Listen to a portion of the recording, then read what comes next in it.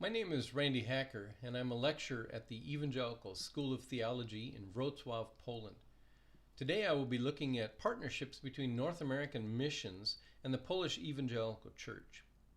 The first modern North American missionaries began to arrive to Poland in the late 1970s, with the majority moving to Poland after the fall of communism in 1989. Often it seemed the missionaries came with a preconceived agenda and strategy, but a good number of them partnered with the established church in evangelism and leadership development. And those partnerships were both formal and informal, and some missionaries seemed to not be interested in partnership at all. Sometimes the relationships were open and transparent, but often they faced competing agendas and unspoken expectations. Although missionaries frequently arrived with agendas set in North America, no one serves in a vacuum. The Poles expected certain attitudes and assistance from the North Americans who arrived to serve with them, and these expectations were not always met.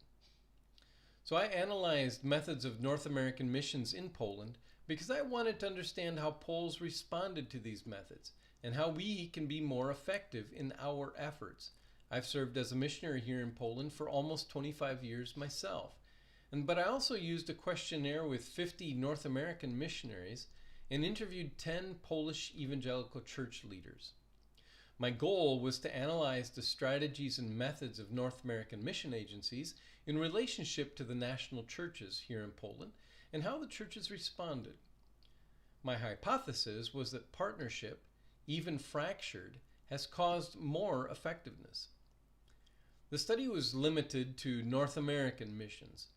There are not many missions from outside North America working in Poland, so they could have been included. However, data would be limited from such sources, and I think that the cultural values shared by mission agencies from the United States and Canada are different from those shared by missionaries from Brazil, from Korea, or the Philippines. These differences would undoubtedly have an effect on expectations and partnerships. Very little research seems to have been done on the specific topic of the relationship between North American missionaries and the Polish Evangelical Church. There are a number of likely reasons for this. The older evangelical churches were started by missionaries from Europe, particularly Germany. Then the occupation of Poland by Germany in World War II and Soviet Russia from 1945 to 1989 made it extremely difficult for North American missionaries to work or even live in Poland from 1939 to 1989. There's also then the size of the evangelical church, about 0.2% of the entire population, and as well the small number of missionaries, possibly about 120 from North America. There was a brief and intense period of growth for Protestants between World Wars I and II. Among the Baptists, Zbigniew Zwierzchowski lists several American missionaries who contributed to this growth in his article Between the Wars, Golden Years for Polish Baptists. However, Zwierzchowski continues to say, the help received from the USA led to the Baptist community being known in some quarters as a church run by Americans. According to him, many commentators in the interwar period identified the Baptists as a very dangerous sect that, with the help of American missionaries, was trying to compete with the Catholic Church and destroy the unity of Poland. The Pentecostal Church was characterized by a much stronger German influence than American. However, Gajewski and Wawrzyniuk do refer one very important person, Jan Pindor, a Polish Lutheran minister who visited the United States and met with D.L. Moody and R.A. Torrey. As a result, he contacted other European holiness movements and began to publish literature. They also mention a wave of American and Canadian emigrants who came to Poland in the 1920s, some of whom had received a charismatic experience. Now, although the authors do refer to the Pentecostal Church of Poland maintaining contact with the American Assemblies of God, After the 1920s, they do not refer to any other North American influence in the Polish Pentecostal Church. Currently, there are a number of significant barriers to being a missionary in Poland and not working with a registered church. Halina Grzymała-Moszczyńska describes these in her article on proselytism in Poland. These exist to keep new religious movements and dangerous cults from entering Poland. In essence, North American missionaries usually must work in some kind of partnership with an existing registered church. So in the surveys of North American missionaries and Polish church leaders, both overwhelmingly indicated that their partnership had allowed both missionaries and churches to serve better and to fulfill their mission, to advance the kingdom of God, and to evangelize and train leaders better. However, when we look at growth statistics for the Polish church from 1989, it doesn't seem to confirm this. Does this mean that missionaries who have only been able to freely work in Poland since 1989 have not really contributed much to the growth of the church in Poland? Does this mean Poland would be better off if missionaries from the West had not come to quote-unquote help? There might be some Polish church leaders who would agree, but all of the leaders that I interviewed were thankful for assistance from the West. Any consideration of the remaining needs in Poland quickly leads to the conclusion that help is still greatly needed. With less than 0.2% of the population evangelical, with only a few training centers for Christian workers, and most of those with declining numbers of students, the needs in Poland are sometimes overwhelming.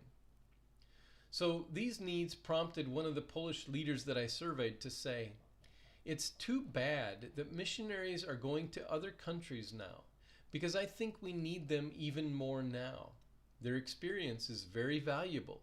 We need their strategies and ability to work against the chaos here, to lead good schools and courses. They could help the most now by passing on their know-how to Polish leaders." Missionaries were more likely than the Poles to think of partnerships and expectations as not being clearly defined. In my opinion, this perception could be due to the Polish ability to function more ably in unclear or chaotic situations. North Americans seem to need clearer definitions and may struggle more when their role is not clearly defined. Secondly, the Polish leaders were more likely than the missionaries to say that the missionaries exceeded their expectations, less likely to say that the missionaries disappointed their expectations. In other words, it seems that the missionaries may have judged themselves more harshly than the Polish leaders did. In the surveys, one question specifically asked about barriers to cooperation with a list of potential responses.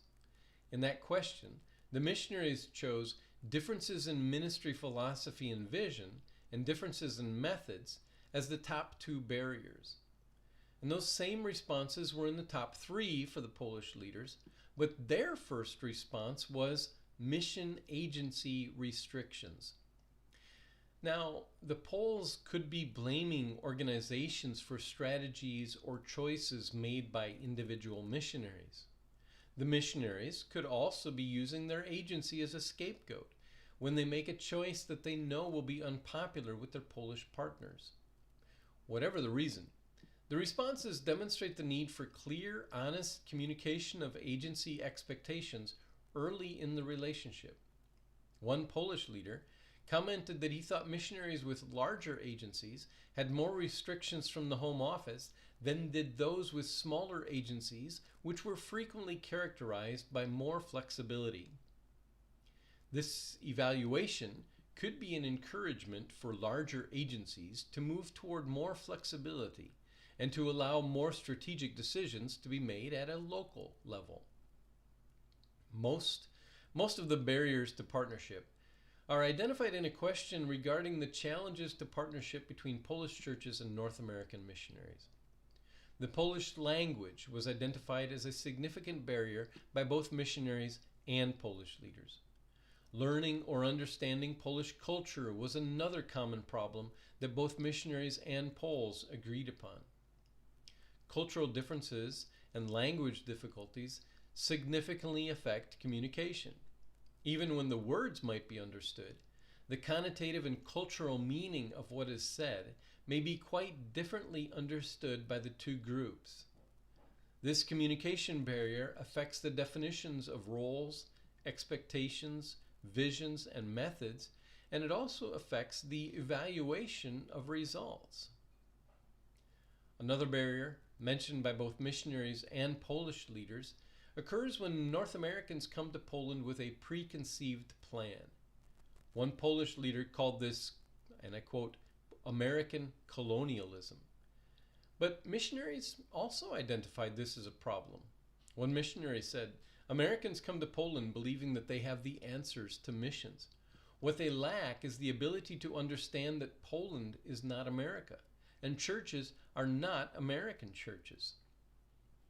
Other significant barriers included differences in vision, various understanding of methods, the lack of maturity in the Polish church, referred to both by Polish leaders and North American missionaries who have left a bad taste, and the lack of training for missionaries in learning language and culture.